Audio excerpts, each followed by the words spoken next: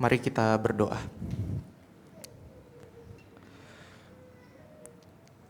Tuhan, kami bersyukur untuk kebaikan Tuhan bagi kami. Kalau kami boleh datang beribadah, ini juga adalah undangan Tuhan yang penuh anugerah bagi kami. Ya Tuhan, kami menyerahkan waktu pemberitaan firman ke dalam tangan-Mu. Kiranya Tuhan yang menolong kami, supaya kami boleh memahami firman Tuhan, dan kami boleh menjadi pelaku firman Tuhan. Ini doa kami, di dalam nama Tuhan Yesus kami berdoa. Amin. Shalom saudara. Kita akan kembali melanjutkan perenungan firman Tuhan dari Injil Yohanes. Dan saya mengajak kita untuk membuka dari Yohanes pasal 15.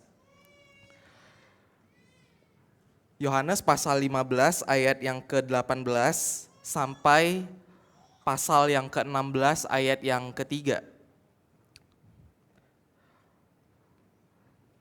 Yohanes pasal 15 ayat 18 sampai pasal yang ke-16 ayat yang ketiga. Saya akan membacakan bagi setiap kita, Bapak Ibu Saudara bisa melihat di Alkitab masing-masing. Jikalau dunia membenci kamu, ingatlah bahwa ia telah lebih dahulu membenci aku daripada kamu. Sekiranya kamu dari dunia, tentulah dunia mengasihi kamu sebagai miliknya. Tetapi karena kamu bukan dari dunia, melainkan aku telah memilih kamu dari dunia, sebab itulah dunia membenci kamu. Ingatlah apa yang telah kukatakan kepadamu, seorang hamba tidaklah lebih tinggi daripada tuannya. Jikalau mereka telah menganiaya aku, mereka juga akan menganiaya kamu. Jikalau mereka telah menuruti firman-Ku, mereka juga akan menuruti perkataanmu. Tetapi semuanya itu akan mereka lakukan terhadap kamu karena nama-Ku, sebab mereka tidak mengenal Dia yang telah mengutus aku. Sekiranya aku tidak datang dan tidak berkata-kata kepada mereka, mereka tentu tidak berdosa.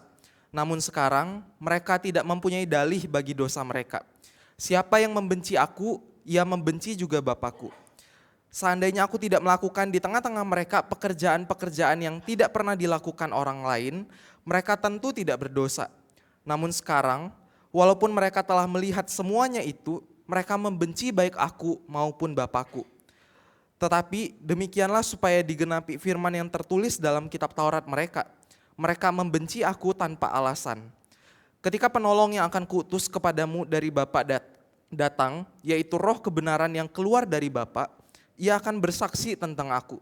Kamu juga harus bersaksi karena kamu sejak semula bersama-sama dengan aku. Semuanya ini kukatakan kepadamu supaya kamu jangan terguncang dan jatuh. Kamu akan dikucilkan, bahkan akan datang saatnya bahwa setiap orang yang membunuh kamu menyangka bahwa ia berbakti kepada Allah. Mereka akan berbuat demikian karena mereka tidak mengenal baik Bapa maupun aku. Sedemikian jauh pembacaan firman Tuhan. Nah saudara, saya mau memulai khotbah ini dengan sebuah pertanyaan untuk kita pikirkan bersama. Pertanyaannya adalah, bagaimana Anda ingin orang lain bersikap terhadap Anda? Bagaimana Anda ingin orang lain bersikap terhadap Anda? Nah saudara, saya percaya kalau saudara ditanya pertanyaan seperti ini, by default kita akan berharap orang lain bersikap yang baik terhadap kita. Nah sikap-sikap yang baik itu misalnya kita berharap orang lain menunjukkan kasih kepada kita, menunjukkan respect, penerimaan terhadap kita, dan sebagainya. Nah saudara, saya merasa pemikiran seperti ini wajar jika kita ingat khotbah sebelumnya dari Injil Yohanes, di mana kita didorong salah satunya untuk dapat saling mengasihi, sebagaimana Allah telah lebih dahulu mengasihi kita.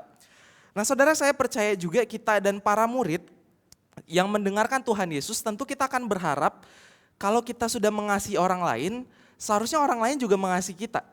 Kalau kita sudah berbuat baik kepada orang lain, bersikap baik kepada orang lain, seharusnya juga orang lain bersikap baik kepada kita. Nah saudara, pada dasarnya kita berharap orang lain memperlakukan kita sama dengan kita memperlakukan mereka. Kalau kita sudah baik, mereka juga harusnya melakukan hal yang sama kepada kita. Nah tetapi sebaliknya dalam bagian yang tadi kita baca, kita justru melihat bahwa Tuhan Yesus mengingatkan para murid bahwa dunia akan membenci mereka dan juga kita, karena kita sama adalah murid-murid Tuhan Yesus. Nah saudara, bagian yang kita baca ini sebenarnya sederhana sekali. Kita bisa langsung dengan jelas menemukan message yang Tuhan Yesus mau sampaikan, inti perkataan yang Tuhan Yesus mau sampaikan, di mana Yesus mengingatkan para murid bahwa dunia akan membenci mereka. Nah saudara, untuk lebih memahami penguraian yang Tuhan Yesus sampaikan ini, saya mengadaptasi kerangka dari dua orang penulis. Mereka menulis satu buku begitu, dari namanya Matt Carter dan Josh Redberg. Nah saudara, Yohanes 15 ayat 18 sampai pasal 16 ayat 3 ini dapat dibagi ke dalam dua bagian besar. Bagian pertama dari Yohanes 15 ayat 18 sampai 25 akan berbicara tentang apa alasan dunia membenci kita sebagai murid-murid Kristus. Sementara bagian kedua dari Yohanes pasal 15 ayat 26 sampai pasal 16 ayat ketiga akan berbicara tentang bagaimana seharusnya kita sebagai murid-murid Kristus ini berespon terhadap kebencian yang ditujukan oleh dunia kepada kita. Nah saudara, sebelum kita melihat bagian ini mulai dari bagian yang pertama, saya juga mau menyampaikan dua hal. Dua hal ini akan menjadi pendahuluan, akan menjadi pondasi kita supaya kita bisa mengerti bagian firman Tuhan yang kita baca ini dengan lebih seksama begitu ya. Nah yang pertama yang perlu kita mengerti adalah kebencian yang disampaikan oleh dunia, yang ditujukan oleh dunia kepada kita sebagai para murid adalah sebuah hal yang pasti saudara. Saudara, kalau kita lihat tadi di ayat 18, kita memang menemukan Yesus menggunakan kata jikalau. Yesus bilang jikalau dunia membenci kamu. Nah saudara, kalau Yesus pakai kata jikalau, berarti kita mungkin berpikir, oh berarti ini adalah sebuah kemungkinan. Kalau ini adalah sebuah kemungkinan, berarti ada kemungkinan juga tidak akan terjadi. Atau akan terjadi sebaliknya, oh bisa saja dunia tidak membenci kita. Karena Yesus pakai kata jikalau dunia membenci kamu. Nah saudara, tetapi seorang penulis dengan tepat membahasakan maksud Yesus dengan mengatakan, the sense is more if, and trust me, they will. The sense is more if, and trust me, they will. Saudara, artinya meskipun Yesus pakai kata jikalau dunia membenci kamu, tetapi sebenarnya Yesus sedang menyatakan sebuah kepastian saudara. Ini bukan hanya sebuah kemungkinan yang akan terjadi sehingga bisa terjadi sebaliknya, tetapi ini adalah sebuah kepastian yang akan terjadi. Dan nanti kita akan melihat alasan-alasan kenapa dunia pasti akan membenci kita sebagai para murid Kristus. Ini yang pertama. Yang kedua, kita juga perlu memahami apa yang Yesus maksudkan ketika dia menyebutkan kata dunia. Ketika Yesus bilang jikalau dunia membenci kamu, nah kita perlu mengerti dulu nih, apa yang Yesus maksud dengan kata dunia. Saudara, ketika Yesus menyebut kata dunia, Yesus tidak sedang berbicara tentang dunia hanya sebagai sebuah planet saja, hanya sebagai planet dunia bumi ini saja begitu ya. Tetapi ketika Yesus sedang menggunakan kata dunia, Yesus sedang merujuk kepada semua orang yang hidup di dalam pemberontakan kepada Allah. Semua orang yang hidup di dalam pemberontakan kepada Allah, yaitu mereka yang tidak mengenal Allah. Nah saudara, D.A. Carson mendefinisikan dunia dengan mengatakan, the world is a society of rebels. The world is a society of rebels. Dunia yang dimaksud oleh Yesus adalah sekelompok orang yang hidup memberontak terhadap Allah, yang hidup menentang Allah, yang hidup melakukan hal-hal yang tidak menyenangkan hati Allah. Nah saudara, sehingga nanti ketika saya menjelaskan dua bagian dari yang kita baca tadi, kita perlu terus ingat apa yang Yesus maksudkan ketika menggunakan kata dunia. Ketika nanti saya menyebutkan kata dunia, kita juga perlu ingat bahwa maksudnya adalah the society of rebels, sekelompok orang-orang yang hidup memberontak kepada Allah. Nah setelah kita memahami dua hal ini, mari kita melihat perikop ini mulai dari bagian yang pertama. Kita mau melihat kenapa dunia pasti akan membenci kita sebagai para murid Kristus. Nah saudara, dari ayat 18 sampai ayat 25, setidaknya kita akan menemukan 4 alasan kenapa dunia pasti akan membenci kita. Yang pertama, dunia akan membenci kita sebagai para murid Kristus karena dunia membenci Yesus sendiri. Saudara, di ayat ke-18 Yesus mengatakan, jikalau dunia membenci kamu, ingatlah bahwa ia telah lebih dahulu membenci aku daripada kamu. Nah saudara, ini menjadi alasan yang sangat jelas sekali kenapa dunia pada akhirnya akan membenci kita sebagai para murid Kristus. Karena dunia memang dari sejak awal membenci Yesus sendiri. Dan saudara, kebencian yang ditunjukkan oleh dunia ini sangat jelas sekali kita bisa temukan di dalam kehidupan Yesus dari sejak awalnya. Dari sejak pelayanan Yesus, kita bisa melihat ada berbagai orang yang tidak senang dengan pelayanan Yesus. Saudara, bahkan orang-orang yang dikatakan sebagai pemuka-pemuka agama, petinggi agama, mereka juga adalah orang-orang yang membenci Yesus. Bahkan mereka berusaha dengan berbagai cara menangkap Yesus dan hendak membunuh Yesus. Saudara, bahkan dalam perkataan Yesus yang kita baca hari ini, kurang dari 24 jam setelah Yesus mengatakan perkataan ini, akhirnya Yesus benar-benar ditangkap. Yesus diadili dan bahkan dihukum mati. Saudara, kebencian dunia terhadap Yesus jelas sekali kita bisa lihat. Saudara, maka ketika kita tahu dunia telah terlebih dahulu membenci Yesus, kita juga bisa mengerti bahwa ketika dunia membenci kita sebagai para murid Yesus ini, kita bisa mengerti bahwa kebencian ini bukan terutama ditujukan kepada kita. Kebencian ini terutama ditujukan kepada Yesus, bukan terutama ditujukan kepada kita. Nah saudara, supaya lebih memahami ini, saya ingin menunjukkan satu kisah di dalam perjanjian lama. Saudara, di dalam perjanjian lama, di dalam kitab 1 Samuel ada kisah di mana orang Israel waktu itu belum punya raja.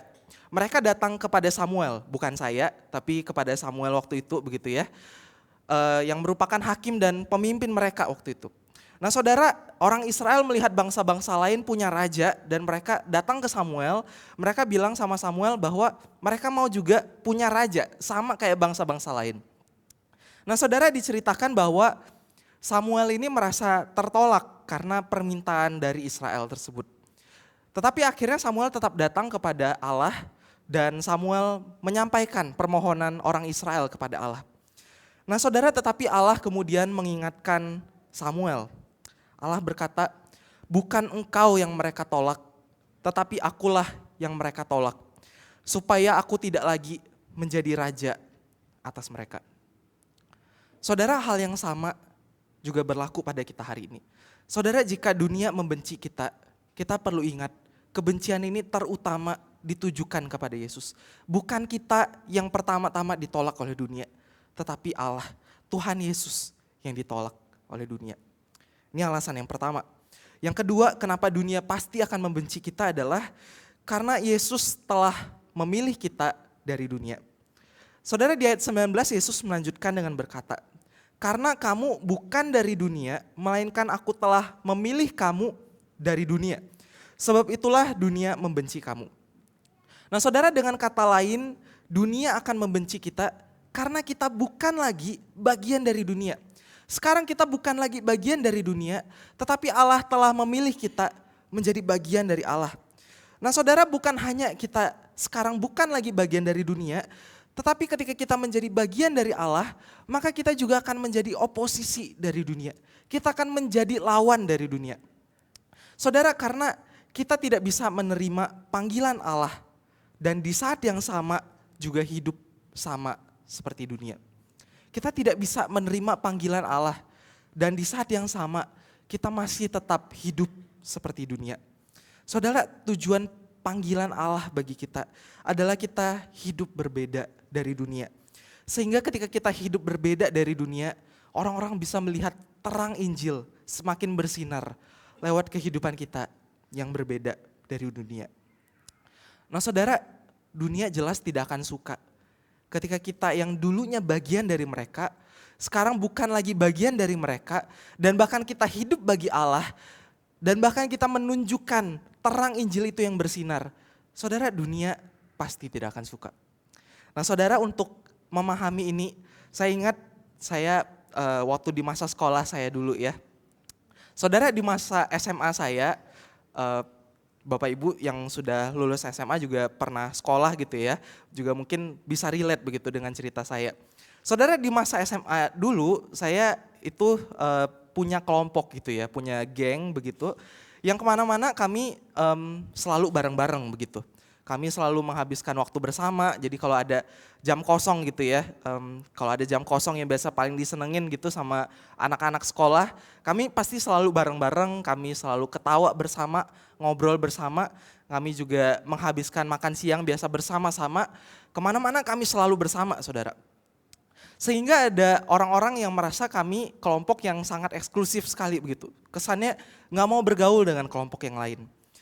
Nah saudara, ada satu masa di mana salah seorang dari kelompok geng saya ini tiba-tiba mulai menjauhi kami tanpa alasan saudara. Dia mulai menjauhi kami dan mulai bergaul dengan teman-teman yang lain. Sebenarnya tidak ada masalah di antara kami, tetapi mungkin dia merasa nggak baik gitu, terlalu eksklusif, terlalu bermain sama satu kelompok saja, sehingga dia mulai bermain dengan teman-teman yang lain. Ngobrol juga dengan teman-teman yang lain, dan mulai jarang gitu bersama-sama dengan kami. Nah saudara, saya ingat respon kami pada waktu itu adalah, untuk orang yang menjauhi kami ini, kami ngomongin dia di belakang begitu. Kami ngomongin yang enggak-enggak tentang dia. Padahal dia enggak melakukan kesalahan kepada kami. Dia hanya mulai jarang bergaul dengan kami dan mulai bergaul dengan teman-teman yang lain. Tetapi kami merasa dikhianati nih oleh orang ini. Sehingga akhirnya kami merasa kami juga perlu ngomongin dia, ngatain dia yang enggak-enggak begitu saudara. Nah saudara, saya pikir ini juga menjadi respon dunia kepada kita. Kita yang dulunya adalah bagian dari dunia, sekarang bukan lagi bagian dari dunia. Dan bahkan kita harusnya punya kehidupan yang berbeda dari dunia dan bahkan bertentangan dari dunia.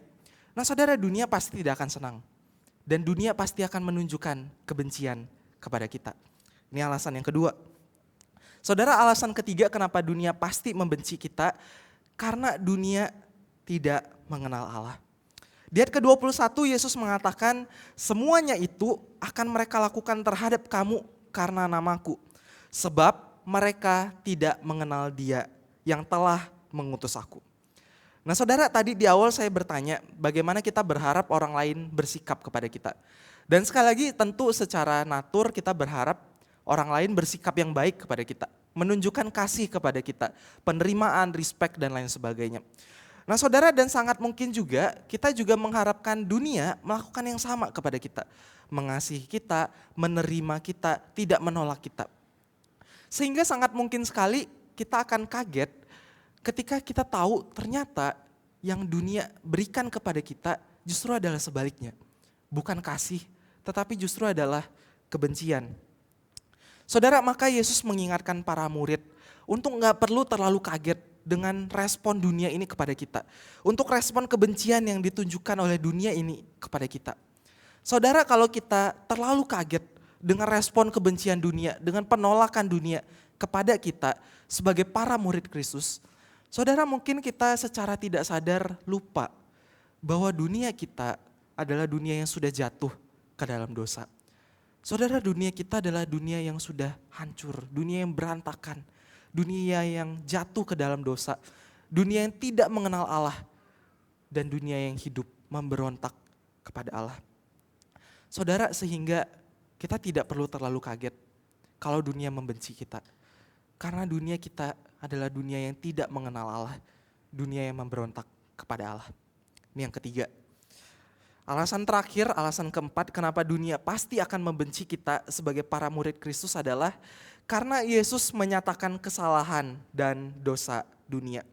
Saudara, di ayat ke-22 Yesus berkata, sekiranya aku tidak datang dan tidak berkata-kata kepada mereka, mereka tentu tidak berdosa.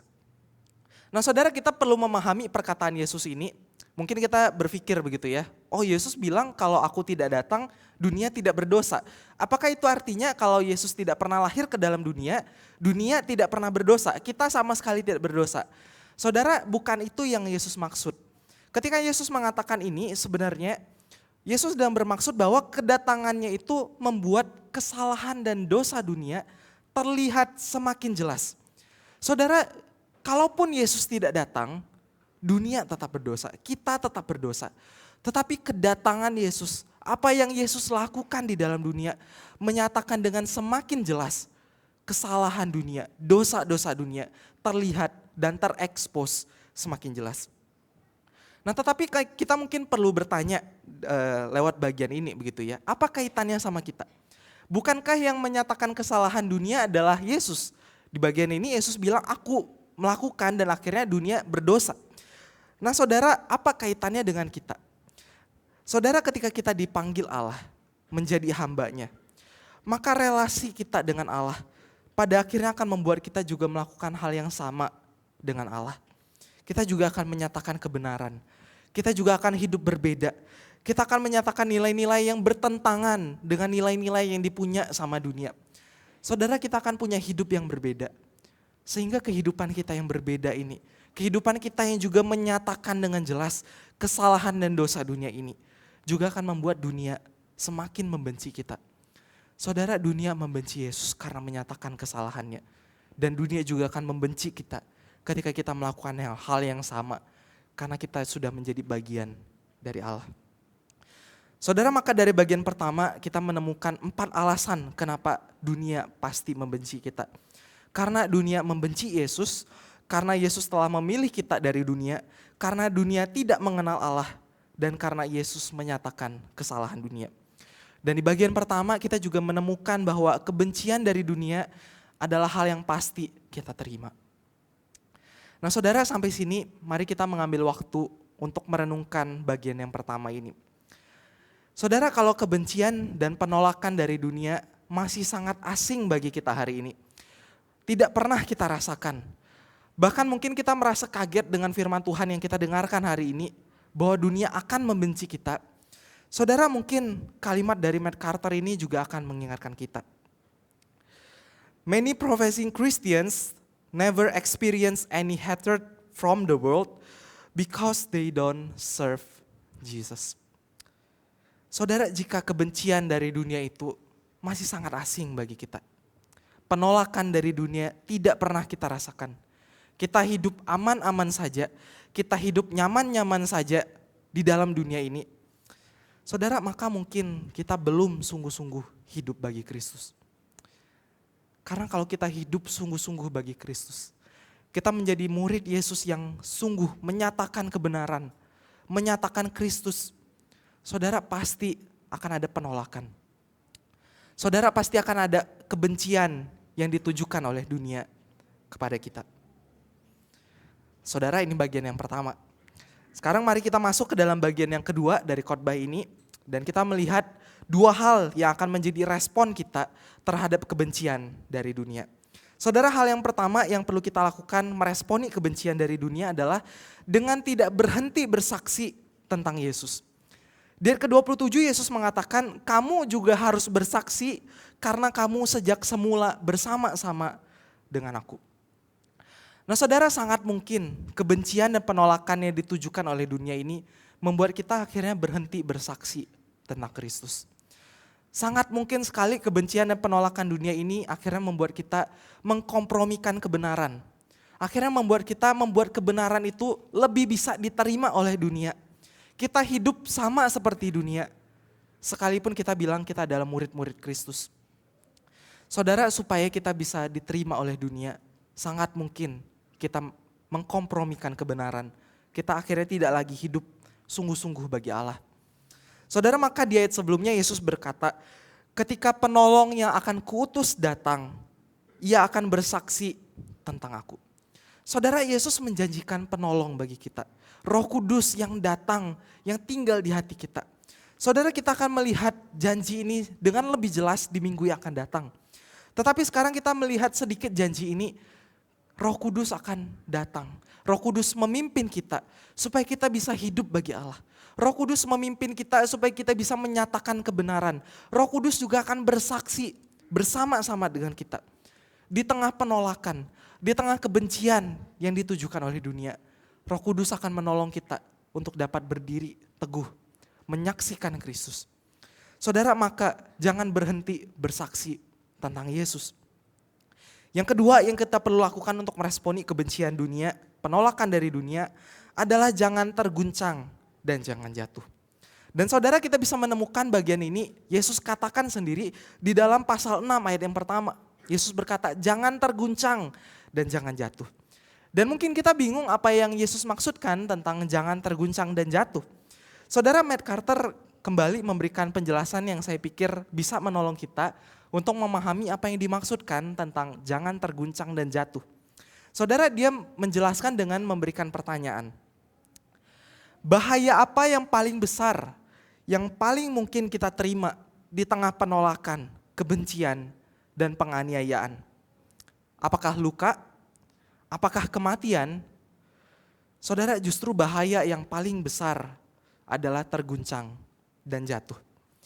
Carter lalu memberikan penjelasan tentang terguncang dan jatuh. Dia berkata, terguncang dan jatuh adalah ketika kita akhirnya diyakinkan bahwa kehidupan kita yang sementara ini jauh lebih bernilai daripada mengikut Yesus. Saudara, maka jangan terguncang dan jatuh. Artinya jangan sampai kita melihat dunia yang kita tinggali ini dengan segala yang ada di dalamnya, yang sifatnya sementara, jauh lebih bernilai daripada Yesus, daripada Tuhan kita, daripada mengikut Kristus. Saudara, jangan sampai kita mengkompromikan anugerah keselamatan yang Tuhan berikan secara cuma-cuma buat kita. Saudara, jangan sampai kita mengkompromikan kebenaran yang seharusnya kita nyatakan dengan jelas. Saudara, jangan sampai kita terguncang dan jatuh. Dan saudara, untuk menutup khotbah ini, saya mau membawa kita untuk melihat laman website dari Grace Life Community Church, tempat kita beribadah dan bertumbuh bersama. Saudara, kalau saudara membuka website gereja, saudara akan menemukan visi dan nilai yang ditulis di sana. Saudara, dituliskan visi dan nilai dari gereja adalah kami ingin menjadi gereja yang fokus mengerjakan amanat agung Tuhan Yesus Kristus. Nah, saudara, saya percaya bahwa visi dan nilai ini bukan hanya visi dan nilai dari Grace Life saja, tetapi juga ini adalah visi yang memang Tuhan Yesus berikan bagi setiap kita, para murid Kristus. Saudara, kita perlu terus mengerjakan amanat agung ini. Kita perlu fokus untuk mengerjakan amanat agung ini dengan memuridkan, dengan menjadi saksi Kristus bagi dunia, dengan menyatakan kebenaran. Saudara, tetapi panggilan ini bukan panggilan yang mudah. Saudara, hari ini kita diingatkan, kalau kita sungguh-sungguh menjadi murid Kristus, kita sungguh-sungguh menyatakan kebenaran, akan ada penolakan, akan ada kebencian yang dunia tujukan kepada kita. Saudara, hidup bagi Kristus, menjadi murid Kristus yang setia, tidak akan mudah. Tetapi kita juga perlu ingat, ketika Yesus memberikan amanat agung ini kepada kita, ada sebuah janji yang Tuhan berikan. Aku akan menyertai kamu senantiasa sampai kepada akhir zaman. Saudara, ini janji yang Tuhan berikan bagi kita. Panggilan kita sebagai murid Kristus tidak akan mudah. Akan ada penolakan, akan ada kebencian dari dunia. Tetapi mari kita jangan berhenti menjadi murid Kristus yang setia. Jangan berhenti bersaksi tentang Yesus. Jangan terguncang dan jatuh. Mari kita mengambil sikap berdoa.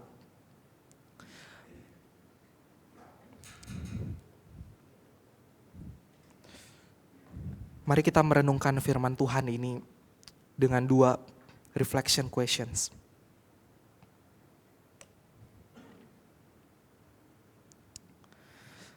Yang pertama, apakah selama ini kita masih terkejut, kaget dengan kebencian dan penolakan dari dunia? Saudara, apakah selama ini penolakan itu masih sangat asing bagi kita? Mari kita introspeksi diri kita. Apakah kita sudah hidup sungguh-sungguh bagi Allah? Menjadi murid Kristus yang setia. Yang kedua, maukah kita berkomitmen untuk tetap menyatakan Kristus di tengah berbagai penolakan, di tengah berbagai kebencian? Saudara, dunia kita adalah dunia yang tidak mengenal Allah. Penolakan dan kebencian pasti akan kita terima. Maukah kita berkomitmen tetap bersaksi, menyatakan Kristus? Nyatakan komitmenmu kepada Allah, masing-masing berdoa secara pribadi.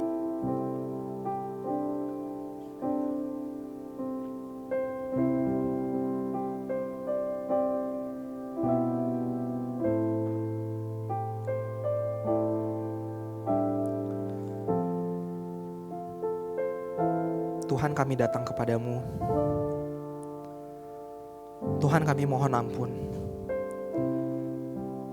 Kalau mungkin dalam hidup kami mungkin kadang-kadang belum sungguh-sungguh menjadi murid-Mu.